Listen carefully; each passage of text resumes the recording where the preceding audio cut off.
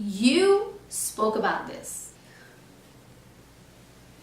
Hi guys, welcome back to my channel. I am Sumaira Sufia, and today I'm not going to be telling you how to create this makeup look.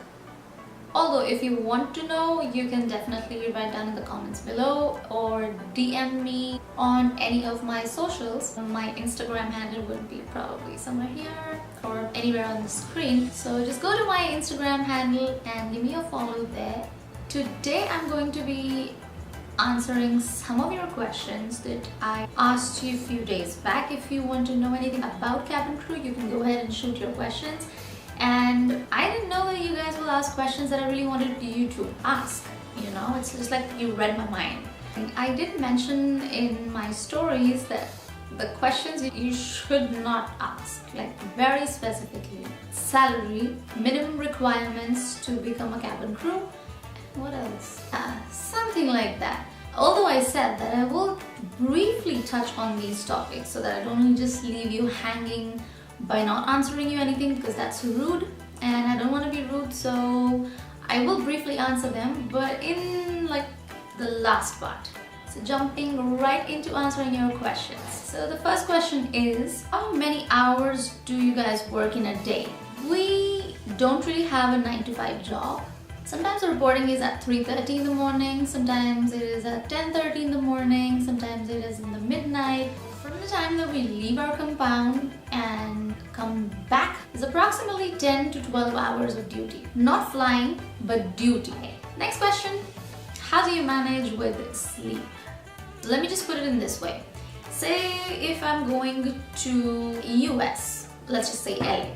Now the time difference between Jeddah and LA is oddly 10 hours. It's complete day and night difference.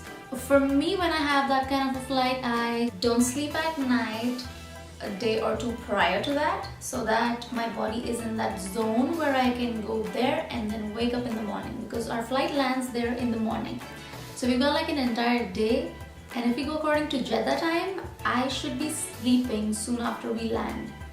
So I have to, get accustomed to the time zone that I am into, because I'll be staying there for 4 days and I cannot just sleep during the day all the time. We're used to sleeping according to the US time, and then it's like crazy. You have to sort of manage. It's not easy because your body has to accept it first. It's not you, it's your body. The circadian rhythm that we call as our body clock is what needs to set, and it does take time. For me particularly, it takes about a week for really to get into the zone of like, okay, now this is my time zone. Do you travel domestic or international? I can understand this question. It's a pretty valid question, to be honest. But I work for an international airline which has domestic sectors and international sectors as well. So I do both. Do you need experience as a cabin crew to enter aviation? No, not necessarily. If you want to apply for cabin crew, you can go in as a fresher. If you have an experience, that's an added advantage, but you don't really have to be a cabin crew. Or any hospitality experience would also do. That also counts. How are passengers like?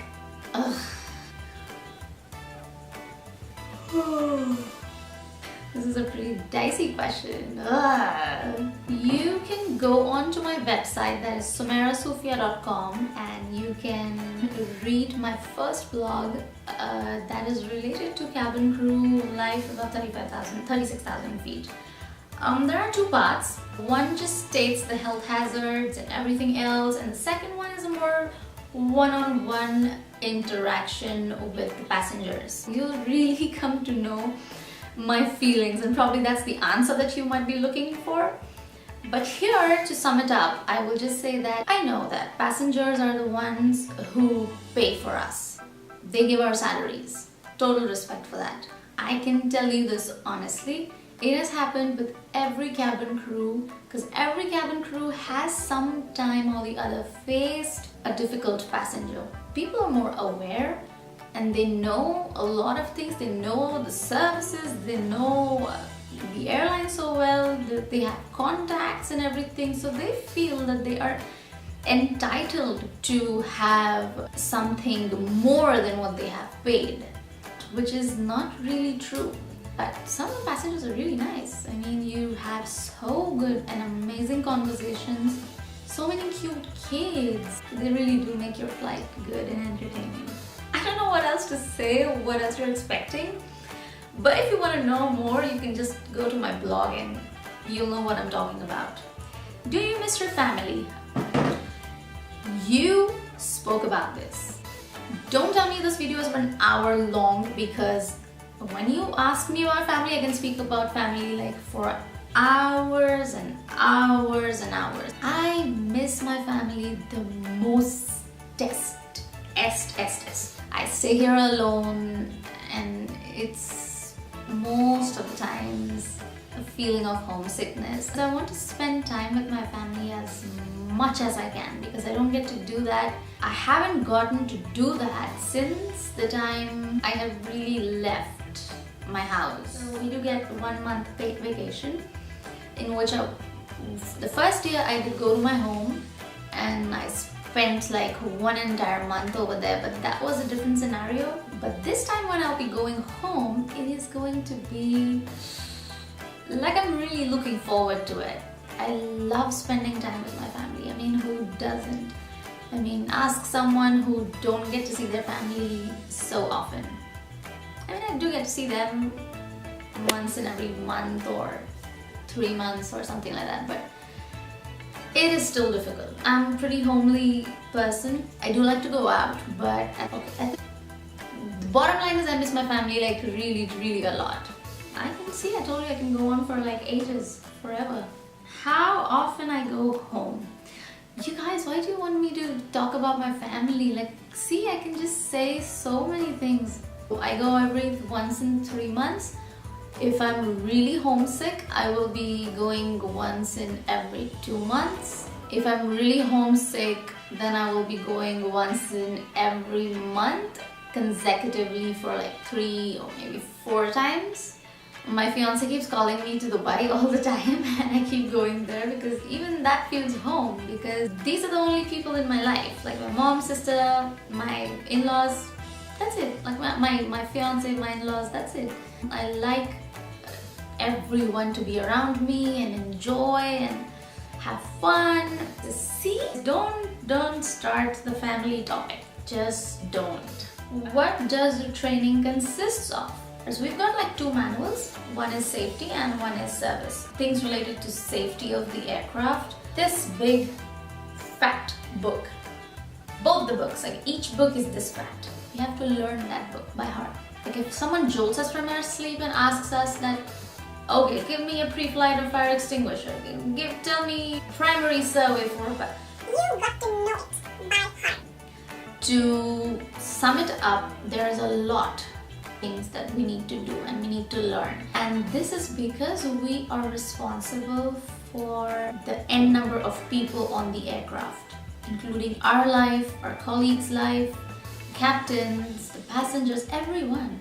It's a lot of work, and the reason I've really stretched on this question is because you guys think that we are just trained to give out juices and meals and ask orders, being glamorous all the time and be in your heels with good makeup and speak articulately and be like the hoity-toity. No, it's not that.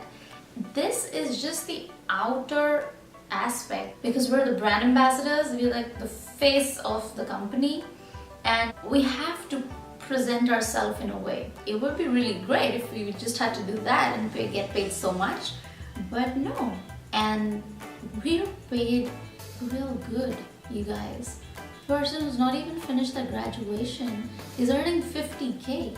Huge amount. I mean, some people just take like half of their life to reach that amount. We cannot take that for granted. We're given this platform and we have to respect. There is so much that goes into it.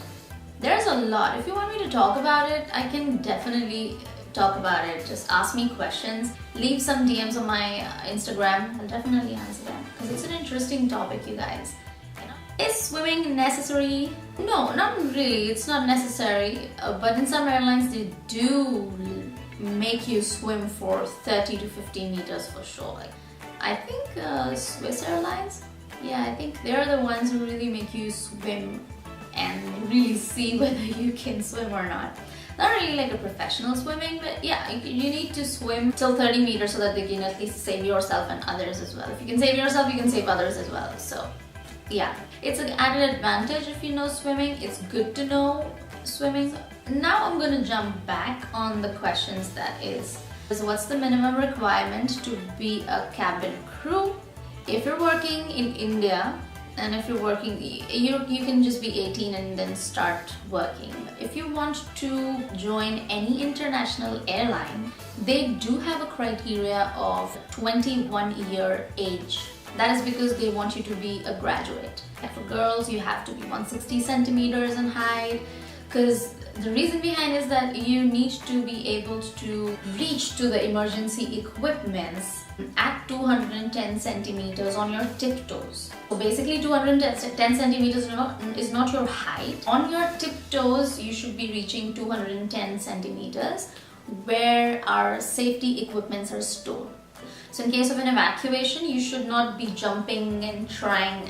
I mean, it's evacuation for God's sake. So yeah. And I also mentioned in my stories that you can go to Emirates, Qatar, Etihad, Saudi, or whatever airline you want to work for, and see how their minimum requirements are, and you'll get an idea about it, because these are the airlines which come on recruitment a lot. So you can just click easily and just go see what exactly their minimum requirements are. Age, you have to be lesser than 30 years of age. Let's just say if I have 10 years of experience and I am lesser than 30, I can still apply for any other airline. But if I am 10 years of experience and I'm above 30 years of age, I cannot.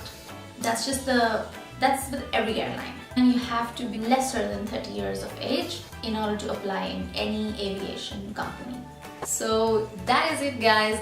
Those are your questions that you asked me, and I loved answering all of them because it just cleared so much between us. If there are more questions, more interesting ones, I will be happy as always to answer them. Make sure to subscribe to my channel, hit that notification bell and like it, share it. I'll see you on my next one, guys. Bye.